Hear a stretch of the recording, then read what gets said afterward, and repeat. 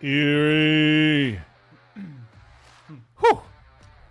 It's just too cold to even get the rest out. It's Monday, January 20th. Welcome back for another Flagship City Sports Talk brought to you by Quick Fill. My name is Nick Artman, and I'm joined by Mr. Clean, Paul Adams. Zach, what's up, PA? Good morning, good morning. Feeling good. I got the warmest clothes I own on today, so I'm ready to go. Listen, you guys said it best. You knew it was cold out this morning whenever I put my jacket on that has sleeves on it. Yes, yes. Nick's wearing sleeves? Boy, it must be cold. I was like, okay, looking at the closet this morning, I'm like, what can I put on? What can I layer? How many layers can I fit underneath this thing? It is cold. Now, it may be cold for us, but, you know, Rich Smith holding it down, keeping it warm for us. How you doing this morning, buddy? Not bad. If he's Mr. Clean, I'm Mr. Crazy, according to you guys. Because I was out camping this weekend. Yo, I can't believe it. I said that to you jokingly this morning. I'm like, oh, Rich, were you out camping again this weekend? Yep. Why? Just tell me why. Is someone holding you hostage? No. Blink twice if you figure that. I just don't understand. How do you stay warm when it's single digits and you're camping in a tent? Because you're tent camping. You're not like cabin tenting. Yeah. You're cabin camping. Yeah. Glamping. Sub-zero back. Now, I do need to get a winter tent, but if you have a warm enough bag, you're fine. Oh, I don't think there's a warm I enough have an entire bag. house that's not warm enough. What we needed to do, though, was we needed to give that Sub-Zero sleeping bag to Jonathan before he came into the studio. Jonathan Williams from the Gem City Sports Network. Jonathan, you're from South Carolina, so this is different for you. Listen, I will be home in 2 weeks. So. That's the only He's thing that's counting getting the me days, through right now. folks. That's it. Yeah. Oh, my gosh. It is, when the wind chill says negative 20 and that you could get frostbite in under 30 minutes, it's cold. Yeah. So, and it's a holiday. Yeah. So, I hope you're at home. Everybody's home and staying warm. And listening to us. And listening to us, yeah. Because we got a great show today. We are going to be talking a lot. Obviously, our D10 Players of the Week. We have Mark Schrier from Girard Boys Basketball joining the show later on. And, of course, we are going to react to the Buffalo Ravens game and then preview Buffalo, Kansas City coming up for the AFC Championship. And you know what? We're going to open the phone lines today, too. It's cold.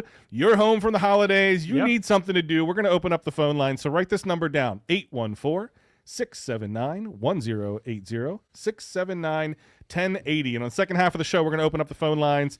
We want to hear from you. We want to talk Bills. What do you think of the Bills game this weekend? And then do you think they have a shot against Taylor Swift and the Chiefs next week? All right. I'm triggered. I'm triggered. All right. As always, follow along with the chaos. You can find us anywhere on social media, the Gem City Sports Network. We are part of the Gem City Sports Network now, so keep in line. All right, you guys ready? Let's do it. Let's go. Let's get into the North Shore Rewind, brought to you by Duska's Funeral Home.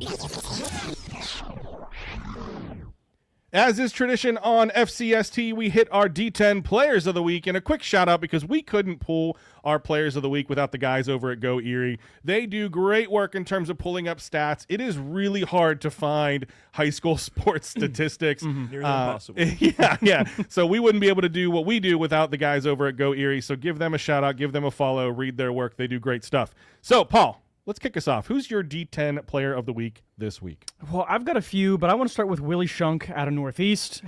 We'll call it a healthy double-double. 20 points, 15 rebounds. They were remarkable for the Great Pickers when they beat Harbor Creek, a tough opponent earlier in the week.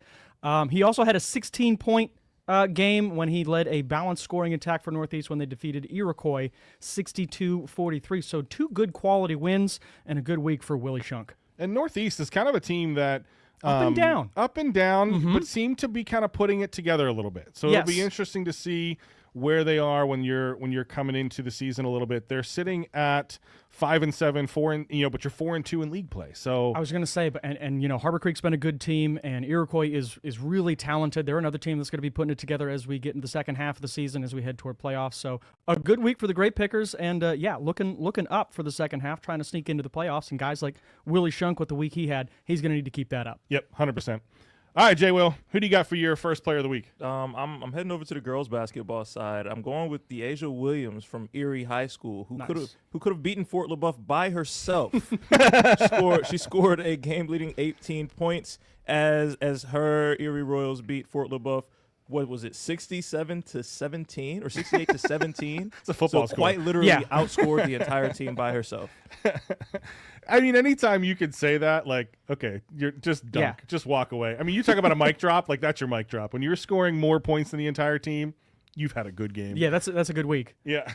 All right, I'm gonna go. You guys left it for me, so I'm gonna, and maybe we should just sponsor this segment by Michaela Presser Palmer, because I feel like we could put her on this segment every week. Every week, she puts up 37 points against Mercyhurst Prep in a 54-27 victory.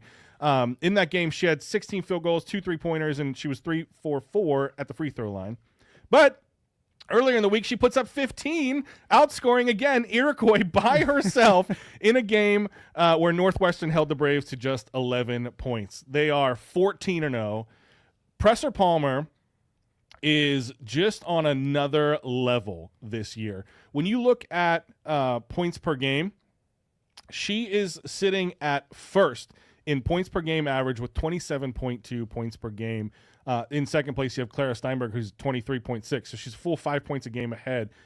Presser Palmer, in her junior year, is just putting on a clinic from week to week. If my mental math, my radio math is correct, I think she's 7 points away from the all-time scoring leader at Northwestern with a year to go. As a junior! With a year and a half to go, essentially, yeah. Yeah, I don't know, guys. I mean, I can't not put her on, but every week she's just doing it again and again and again. The evergreen. Congratulations to everybody out there, D10 Players of the Week. There's so many to get through, so many to talk about, and just keep doing what you do. To round out our A block, Paul, you ready for a 2-minute drill? Let's do it, dude. All right, go.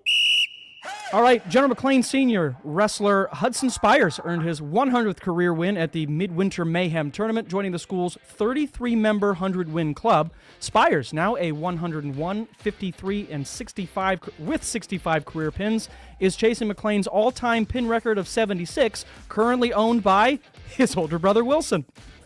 Let's go to that's a brother sibling rivalry that you rubbed that isn't in. it? Isn't that awesome?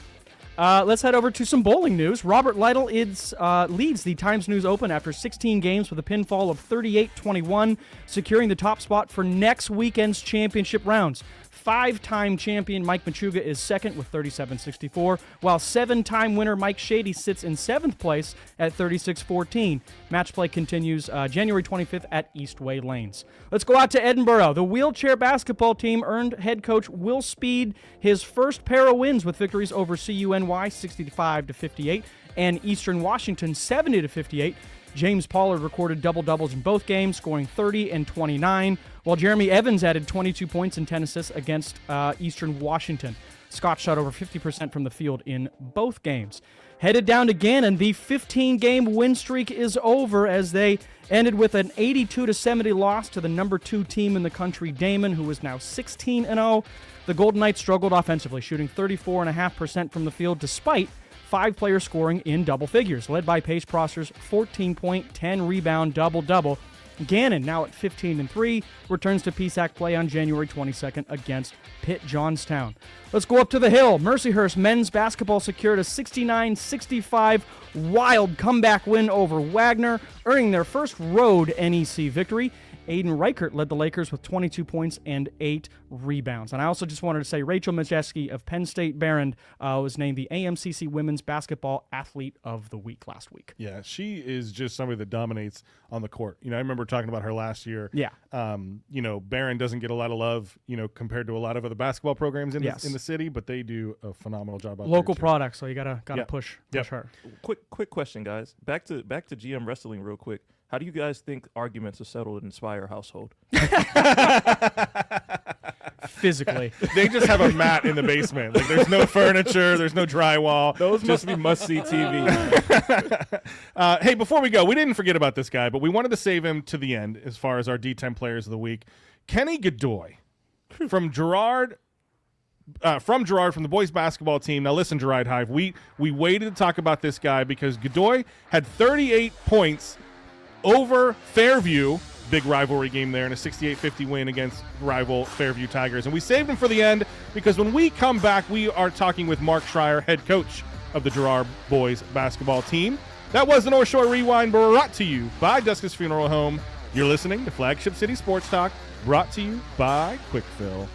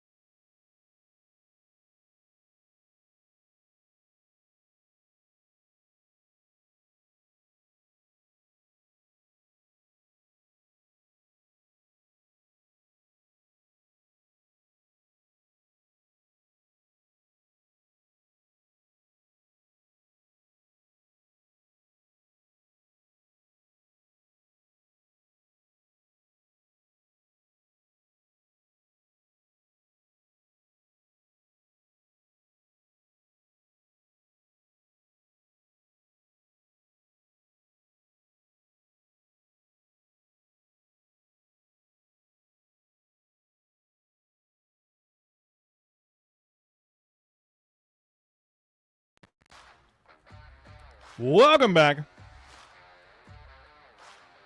You're listening to Flagship City Sports Talk, brought to you by Quickfill. Whew, heat's finally starting to kick in. Yeah. I'll put it on my to-do list for next Well, week. no, I'm just saying we just need to, maybe pitch into that heat bill to Joel Natalia. Joel's going to leave me a Post-it note. Are you wearing multiple layers? Do you have shorts on? Yeah. No, absolutely. We're thankful to be down here in the Talk Erie Studios, right down here on State Street. It's been a fun show so far this morning. Always good to talk D10. District 10, we talk a lot of football, but basketball is just as talented here in the county. And to kind of help us keep that conversation going, we bring back to the show head coach Mark Schrier of the Girard boys basketball team. Coach, welcome back to Flagship City Sports Talk, brought to you by Quickfill. How you doing this morning, man? Oh, great. How are you guys? Freezing. Pretty much. Really cold. Just be glad you didn't come down to the studio today. It's nothing but a snow globe down here.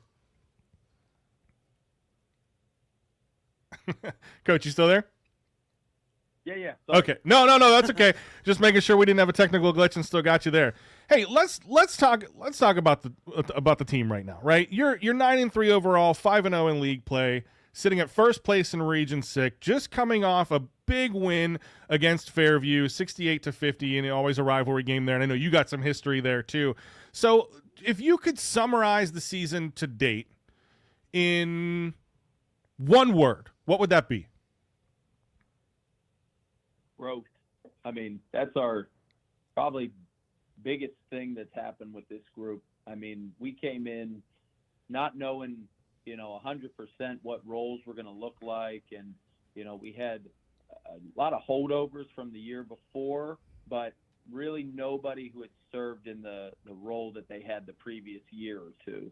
So for us, it was, how can we fit guys in best according to their strengths? And, every game it's been a maturation process. So I'm happy about that. I like that, we're halfway through and I don't think we peaked. I don't think we played our best ball, and, it's just up to us to just continue that growth process as we go.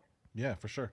Coach, it you use the word roles. It makes me feel like you had like a look at my notes here this morning, because my first question, I wanted to ask about roster construction and sort of like a system redesign after losing two of your best three players from a season ago. Big man Jeremiah DeLomo and Region Player of the Year Nate Edwards, both now playing college ball at Penn State Barron. How did you fill those roles? What did you have to adjust coming into the year? Yeah, I mean, those guys, they're doing a great job over at Barron. Nate's actually in the starting group over there right now, so it's cool to see him getting that early success there. I know G's still working hard as well. But, we lost a couple other really big contributors on the court, and they were great character guys too. So, for us, we definitely had to protect the culture, and I think our seniors and our veteran guys have done a great job with that. But, it's really every year. I mean, we have our system principles, the ways that we want to play, the big picture stuff. But, based on what we have, we got to tweak it a little bit, right? I know shooting has become paramount for us. I mean, when you have guys on the court who can spread it, Ryan Pratt, Tyler Mays, Zach Kelly, Zach Ballo, Ryan St. Julian's getting in on the mix, shooting the three ball. You have that, and it really spreads the court. It lets guys get into space, and when you have a kid like Kenny who can make plays off the bounce, shooting the ball really from anywhere, it makes us difficult to guard. So it's kind of just figuring the strengths of the guys and fitting them into the right spots. Hey, Coach, I know Kenny gets a lot of the attention, and rightfully so. I mean, averaging 22.4 points a game, you deserve a lot of the attention. But I'm also looking at your other stats, man, and your senior class just seems to be really rallying around him. Just speak about some of those senior guys that you've got and just their impact and how important it is to have just like that strong senior leadership, even though your junior is your leading scorer. Yeah, our seniors are doing a really great job leading the group. There's guys who have been with me for 3 years now. Zach Ballow's been with me for 4. We brought him up as a freshman, and probably the biggest thing there is they know the expectations that we have with things, right? They know the system, they know the style of play, and even Friday against Fairview, ZB Zach Ballows, he's in my ear as we're going down to the locker room talking about defensive adjustments. At the end of the third quarter, he was in kind of his sub in the rotation, and Del Vecchio from Fairview was really giving us fits. He was doing a nice job scoring the ball for them. And, he said to me, Coach, let me get him. Let me guard him. And he said, I can help us here. And, normally not a position that he guards in the post, but, he stepped up major way and, I think gave a different look of a matchup to him. And, just those little things, whenever you have guys that it's player-led and it's their investment in what we do, it's powerful, so we try to encourage that as best we can. And I think this group is really doing a nice job with it. Well, and I know, the team approach is huge in basketball. It's really hard to have, just one player kind of be that standout. But there is one guy that I feel like we talk about every week. We do our District 10 Players of the Week, and Kenny Godoy comes up all the time. How much of an easier job is it for you as a coach to have a guy like Kenny just putting up these type of numbers? Yeah, it's a luxury for sure. I said it last year when we had Nate and Kenny in the backcourt. He's a tireless worker. So it is easier for me whenever we're in a bind, and all you got to really do is get him into space and give him the right picture in front of him where he can go make a play. We talk a lot, offensively. Where do you like to see the ball? When you have the ball in your hand, here's the way guys are guarding you. What's the picture that you want to see in front of you? So, he's got a high basketball IQ. He works his tail off. So, yeah, it's definitely great for us. And, like I said earlier, the more shooting we can put around him, that kind of gives you a potent threat offensively. Yeah. Now, Coach, this is your 5th year at Girard, at the helm, at the leadership position there. You've seen, a graduating class go from freshman to senior and graduate. If you could go back to year 1, what is something that you could tell yourself as a first-year head coach, or maybe, let me frame it this way. What's the one thing that maybe you changed in your approach as a head coach from your first year to your 5th year? Um, that's a really good question. I mean, stylistically, I think we had a framework and a plan. We wanted to play fast. We wanted to put a lot of pressure on the ball. Yeah. But year one, we knew that the adjustment from what the kids knew and what their skill sets were to today, we knew we couldn't throw it all in immediately. So every year, we got a little faster, we pressured a little bit more, we added more things in. So I thought we handled that well. In terms of what I would tell myself,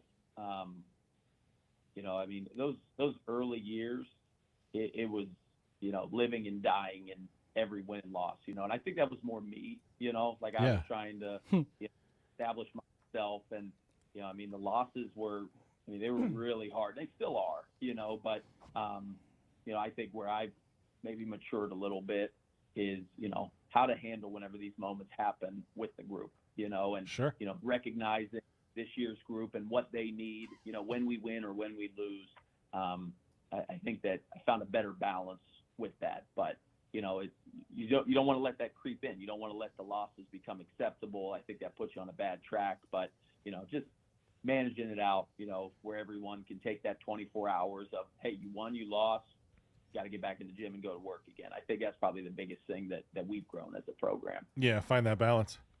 As far as following a loss with a better performance the next time, you've lost 3 games on the season. A heartbreaker, buzzer beater, unbelievable 3-point shot down at Meadville, a big one to Cathedral Prep, which was then followed up by a 40-point performance by Kenny Godoy, and then earlier last week a big one to McDowell, and then followed up by a 38-point performance by Godoy.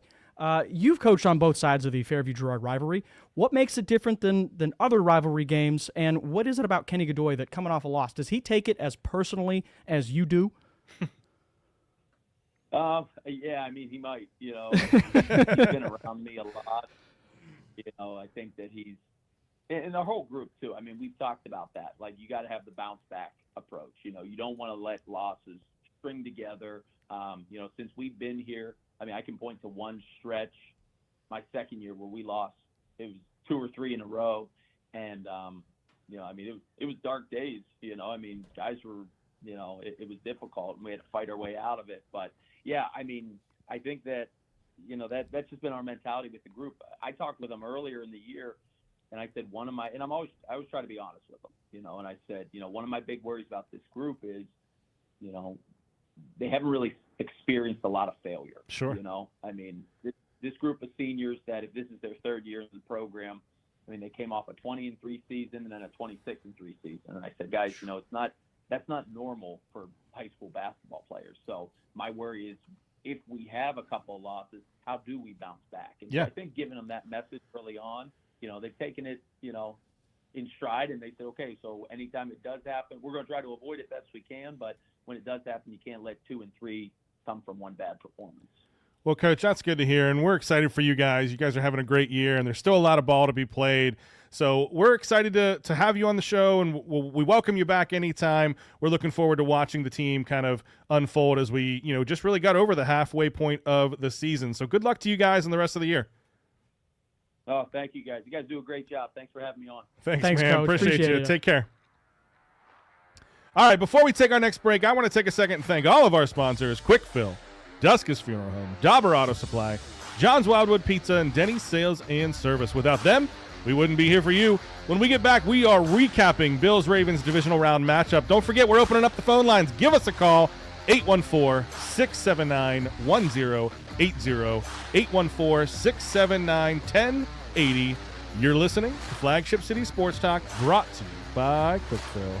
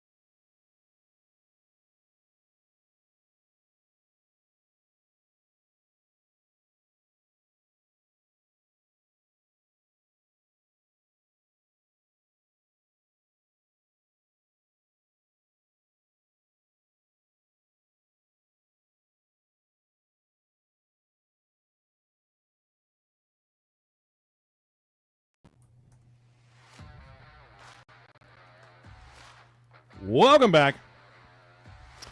You're listening to Flagship City Sports Talk, brought to you by Quickfill.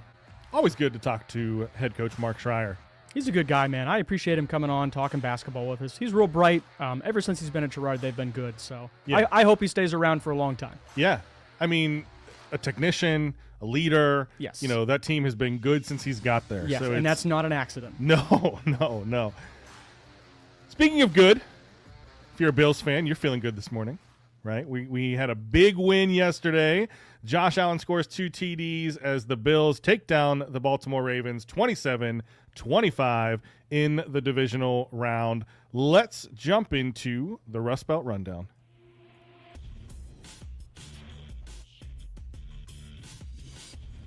All right. So as I said, Josh Allen scores 2 touchdowns. The defense forces 3 turnovers. You know, Baltimore really kind of led this game. They looked like they were in control of this game for the good and the bad. So, Paul, I'm coming to you first. You know, what stood out to you in terms of the Buffalo offense, what worked, what didn't work? And before you jump in, let me throw out the phone number one more time. 814-679-1080. We have the phone lines open today. Give us a call. What did you think about the Bills game? Are you excited as a Bills fan? Coach Bradford, if you're listening, I'm sorry that your Ravens lost. Give us a call. We let it out, buddy. We can talk to you this morning as well. But that's 814-679-1080. Give us a call. Paul, what was your takeaway from the Bills game yesterday? I think the thing that stood out to me most was the way that the 2 offensive coordinators managed the game. Obviously, all the hype going in was basically the top 2 vote getters in the MVP race. I think that's pretty clear, right? Yeah, it's either Lamar or Josh. A lot of people have talked co-MVP. But I think a lot of the eyes were on the 2 quarterbacks. Who was going to play better? Who was going to will their team to victory? Now, Lamar Jackson had the better numbers. Obviously, had the 2 turnovers, the 1 bad interception and the 1 fumble, which the play started out with that terrible snap for him to get the ball in his hands anyway. It was an amazing play until it wasn't. But Josh Allen, 127 pass yards, 20 rush yards. It was not your I'm the man and I take over the game kind of style for Josh Allen. I want to credit Joe Brady on that win.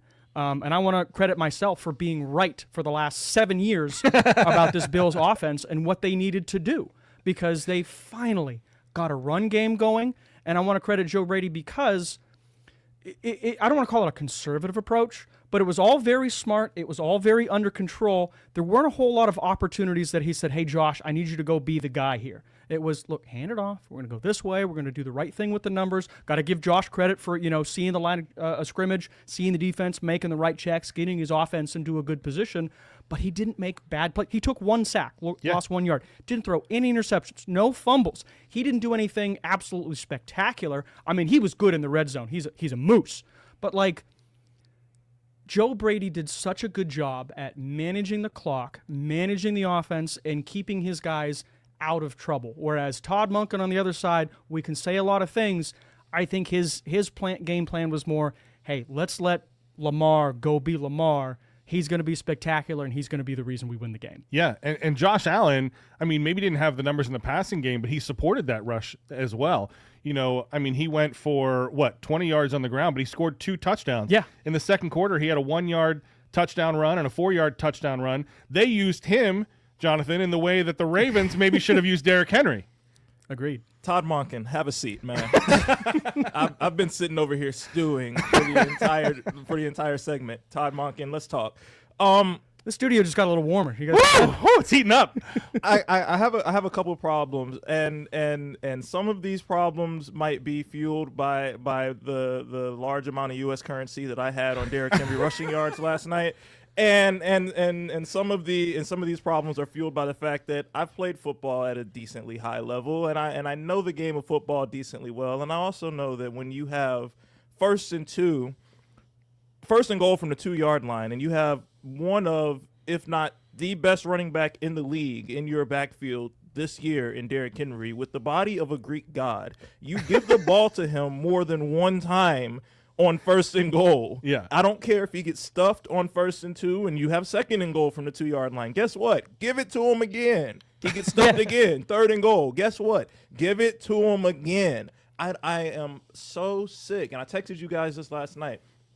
I am so sick of these offensive coordinators outsmarting themselves and getting cute inside the 5-yard line when you have one of the best power backs to ever play the game of football. Yeah.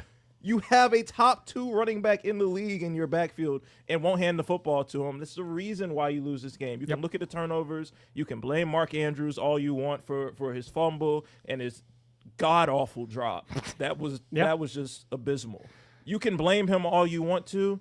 But I go back to the second quarter. If you score a touchdown instead of having to kick a field goal when you have 1st and goal from the 2, you're not in that situation. 1,000%. You're not down late in the game. And then they come out in the third quarter and they run the ball for 58, 59 yards with Derrick Henry. It's like, what were you doing in the first half? 21 yards. He had 6 or 7 carries going into halftime. I was watching it. Have you guys seen The Blind Side? Enough with the passing plays. Run the dang ball. No, you're 100% right, and it's. I don't know if it's Monken tried to get cute, or if it's the fact that the Bills. I mean, credit to the Bills' rush defense, right? I mean, they really held Derrick Henry to 84 yards. Justice Hill put out 50, and Lamar Jackson only had 39. Yes, only 39. That's low. That's a low box score for Lamar Jackson. So. Bobby Babbage came into this game and said, listen, we are going to sell out to this run, and we are going to make them beat us through the air. Mm-hmm. To your point, I think that worked. And I think that's maybe what Todd Monken was trying to do, saying, hey, okay, I know we have Derrick Henry. This isn't working. We need to step this up. And you try to put the ball in Lamar's hands in the passing game to try and maybe catch the Buffalo Bills on their heels, that defense, especially when it was, Taylor Rapp went out in the second quarter or something like that. Yeah. So it just didn't work, right? And, I mean, I don't want to blame Mark Andrews, and maybe it's because I'm biased. I had him on my fantasy team this year, and I held on to him after the 2 goose eggs. It all comes back to my fantasy team, fellas. Man. And it was a bad drop. And Paul and I were talking about off the air. It was the fumble his fault, not his fault. I mean, it was a great play by Terrell Bernard. But shouldn't have been in that position because of the way Andrews was running around. Yep.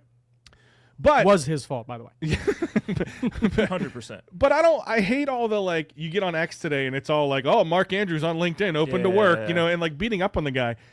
He has got to be sick after that game. Football final scores are more than just a collection of one. It's not one play that wins or loses your game. Exactly. Obviously, there are bigger plays than others. Mm-hmm. Right. And Mark Andrews didn't have a great game. Right. But that's why I put the game on Monken the same way as you.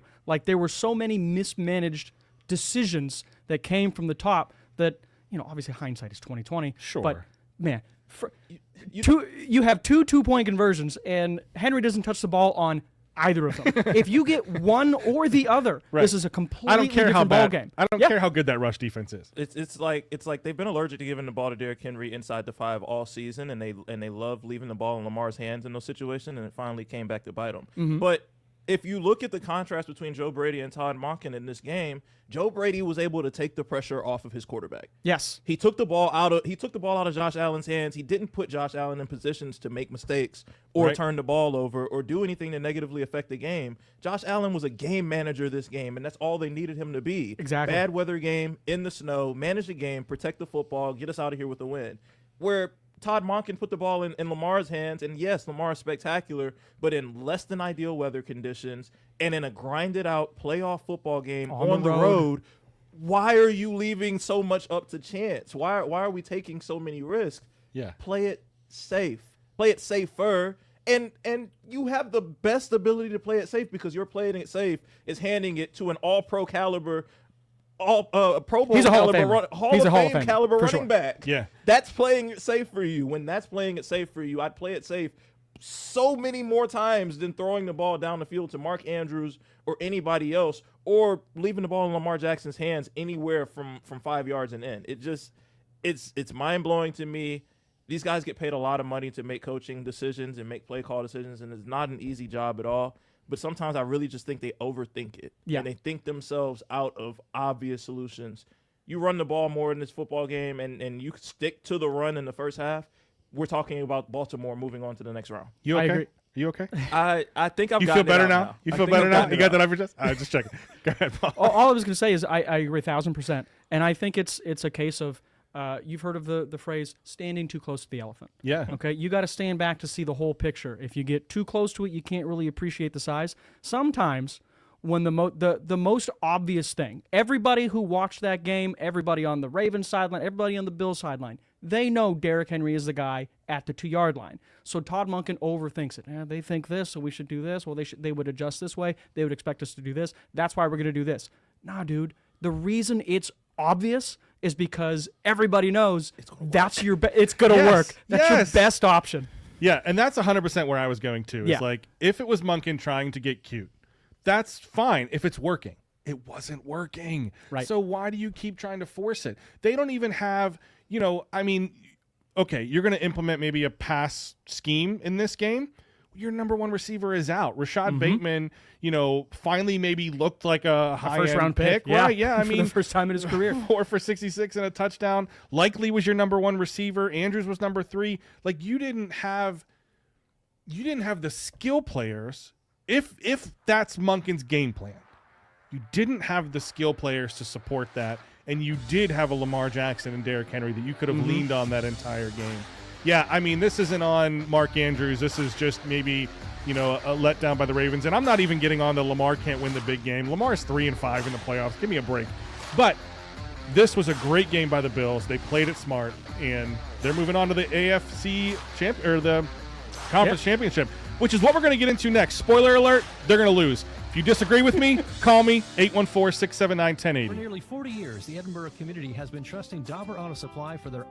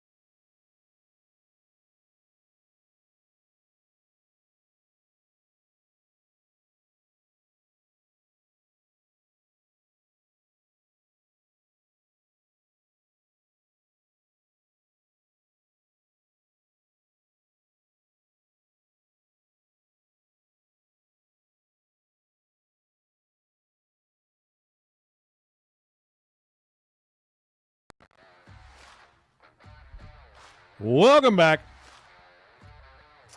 You're listening to Flagship City Sports Talk, brought to you by Quick Fill. All right, this is great. Bills won. Awesome. Great game to watch. Frustrating for Jonathan Williams. and we look ahead to the Chiefs. Listen, I'm not burying the lead. The Bills will not beat the Chiefs this weekend. They can't do it. We're going to talk about why. I want to hear if you think why or why not, right? Give us a call. That's 814-679-1080, 679-1080. Bills Mafia, come yell at me because I don't find a shred of hope that the Bills will win this game. If you're not a phone call, you don't know how to, maybe make that phone call, find us online, Facebook, YouTube, X. Send us some comments. We'll read them live on the air. All right. Bills-Ravens was a great game. Now we look ahead. Number 1 seed Kansas City Chiefs going against the number 2 seed Buffalo Bills. You're in Kansas City, Sunday, 6:30 p.m. The opening line already has KC minus a 1.5. This is the 9th meeting between Pat Mahomes and Josh Allen. They're 4-4 head-to-head meetings, but Mahomes holds a 3-0 lead over Allen in the postseason. Bills and the Chiefs met, obviously, earlier this year in Week 11. Buffalo earned the victory, which I said this off the air. I don't think that bodes well for them coming into the playoffs. The Bills, that is, to be able to beat them twice in a year. And the last time these two faced off in the divisional round, Chiefs won 27-24. Here's my thoughts on this. You have seen the Chiefs play at half speed all year, right? Everybody talked about how bad this Chiefs team is, Okay, well, they won like 14 games. If that's a bad Chiefs team, 15. I'm afraid to see. 15. I'm afraid to see what. I forgot they added an extra. Yeah. Extra game. I'm afraid to see what they look like. And what I saw from the Chiefs against the Texans was a well-rounded football team. Yeah. Kelsey was back to being Kelsey. Mahomes was a clinic. The run game maybe could have picked up a little bit more, but it's all of those things. And I mentioned Coach Bradford earlier in the show. He texted me and Isaac on Sunday, and he goes, and now Caitlin Clark is a Chiefs fan? They're winning the next 25 Super Bowls. So between the talent of the Chiefs, Taylor Swift and Caitlin Clark, and they have the refs on their side, I don't think there's a way Buffalo comes out of this game with a win. How say you? My first question was, has the officiating crew been decided for that game? That's what I'm curious to see. My real first comment is, number 1 versus number 2. I'll bring the old Denny Green back. They are who we thought they were. Sure. At the beginning of the season, I think everybody in the world would have predicted Bills and Chiefs as the best 2, and, flip the order. It doesn't really matter. Those are the 2 best teams in the AFC, and it turns out, they are the 2 best teams in the AFC. So I'm really, really looking forward to that. Game in Kansas City, you think, okay, it could be 4 degrees down there. It's going to be cold. Well, Buffalo, another cold weather team. So that's something that kind of splits the difference as well. I think the difference in this one is going to be the defense. We've talked about the offense for years with Kansas City. I think this defense is the best iteration we've seen from Steve Spagnuolo. Absolutely. They have a much better secondary than even the Ravens had. The front 7 of Baltimore is very, very good. They're going to shut down the run. The front 7 of Kansas City is equally good, and they're better on the back end. So it's going to be another interesting game plan that we're going to see from Joe Brady, see how he tries to basically stop Chris Jones, who's an absolute mammoth of a human being. Maybe the defensive player of the year, to be perfectly frank with you. Sure, absolutely. This might be a game where they're going to have to lean on Josh Allen a little bit more than they did last night. Yeah. He's going to have to be Superman. Yeah, definitely so. 127 passing yards isn't going to get the job done against this Chiefs team. You're going to need a lot more out of him, and that's going to put the ball in a lot more of a turnover risk. If you're leaving the ball in his hands, he's going to have to make good decisions. The Bills have to play a perfect football game to win this game. And that is something that doesn't get done very often. It's a tough ask. They can't make any mistakes. You can't turn the football over. You can't breathe anywhere near Patrick Mahomes with a zebra standing near you. You have to play literally perfect football, and you're going to give up a play or two, and Patrick Mahomes is going to do some Patrick Mahomes-esque stuff. Travis Kelce is going to get his, but as far as mistakes, you cannot afford to make any mistakes if you want to go into Kansas City and beat this team, especially because you have the history. There's this cloud hanging over your head if you're a Buffalo Bills fan right now of not being able to beat this Kansas City team in the playoffs. Namely, there's a cloud hanging over Josh Allen's head over not being able to beat this team in the playoffs. And until he does it, that cloud is going to be there. It's almost like he's going to walk into that stadium seeing ghosts of years past. You have to play a perfect football game to overcome that. There's a lot working against you. They've got Taylor Swift. They've got Caitlin Clark in the press box. They've got the referees and home field advantage. And home field advantage. That's huge. That stadium is loud. Yes. There's nothing to do in Kansas City, Missouri. It's the middle of nowhere. Eat barbecue, watch football. Like there's nothing better to do than go to a game and scream your head off in 4-degree weather. So that stadium is going to be rocking. They're going to have shirtless dudes in the stands, like psychopaths. There's so much going against you, and if you don't play perfect football, I don't see how you come out of there with a win. I'm interested to see the injuries on the Bills' defense. Is Taylor Rapp going to play or not? How much does Cole Bishop get in? How much play does he get during the week? Teron Johnson, did he end up coming back into the game last night with that shoulder injury? I know he was working it out on the sideline. He's their best corner. Okay, so if they're without Johnson, who plays in the nickel, he's going to be the guy who tries to cover Xavier Worthy. He's excellent on blitzes. He controls the middle of the field. He's big for that Buffalo defense. I thought Matt Milano was awesome last night, and that's going to be a problem for Kansas City because that dude is all over the place. They didn't have him for most of the year. Milano, I've called him the dirtiest player in the league for a couple of years now. That's because you're a Dolphins fan. I'm just, listen, I'm just watching the games. I mean, he's Vontaze Burfict, but faster. You know what I mean? He's a hard hitter. He can do everything. He can play in coverage. He's a great pass rusher. Yeah. This is going to be a very good game. I think the matchup that intrigues me most is who is going to cover Travis Kelce. And it intrigues me because if Taylor Rapp is down, you're going to ask a second-round pick out of Utah to perform that job, or DeMar Hamlin, who's more of a over-the-top guy, I think, than a man-to-man guy. It's going to be very interesting. But I'm with Jonathan. I think Travis Kelce's going to get his. Who's going to be that guy for Buffalo? Is it going to be Khalil Shakir again, or are they going to get something out of their top two receivers in Keon Coleman and Amari Cooper, who combined for 2 targets, 1 catch, and 5 yards last night? Yeah. And I think Johnson did finish the game, by the way. He did? Okay. And I think that's what scares me about Buffalo's offense, and you're going to have to put that in Josh Allen's hands. And Josh Allen is playing great football this year because he's been able to be mistake-free. Correct. How do you do that against this high-rolling Chiefs team? And I know. You're going to have to ask well, they more of did them. it already. They did it already. Oh, that's great. You know how hard it is to do that to do that to the Chiefs twice? This is per ESPN research. The Bills are seeking to be the 3rd team since 2018 to beat the Chiefs twice in a season. That's the 2018 Pats and the 2021 Bengals. It's just too hard. The Chiefs know how to play scheme on both offense and defensive side of the ball. 2 Super Bowl teams. Yeah. On the offense, maybe Curtis Samuel. I think to answer your question, like who's going to stand out, I could see Curtis Samuel kind of being that, swing pass, give it to him on a reverse, that tricky guy, because they can shut down Shakir and Coleman. So maybe it's Curtis Samuel, but do you really? I mean, Jonathan, you're a betting man. Are you putting any money? Are you putting any money?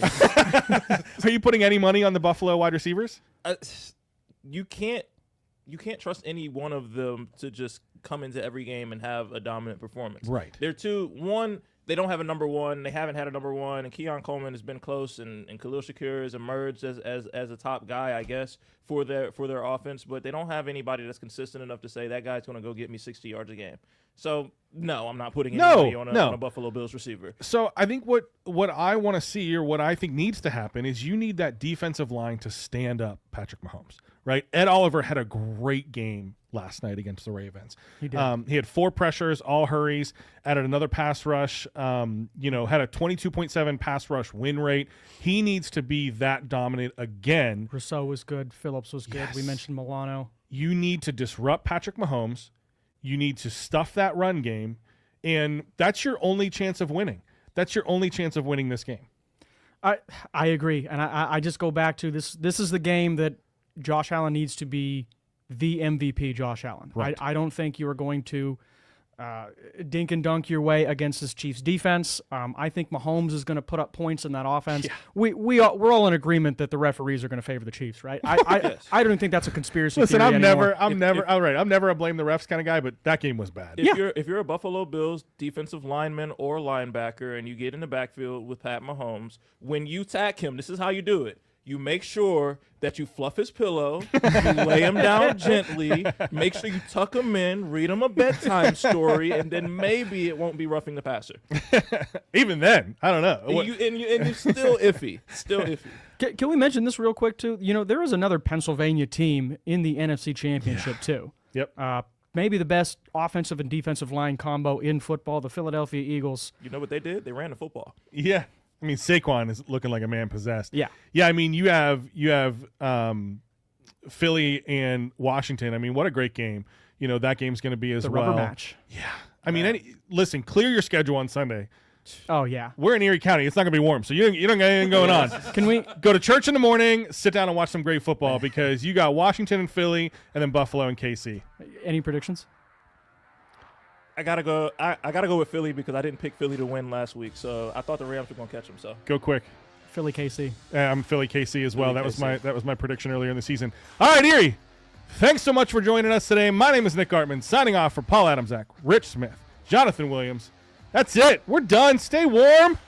Have some fun.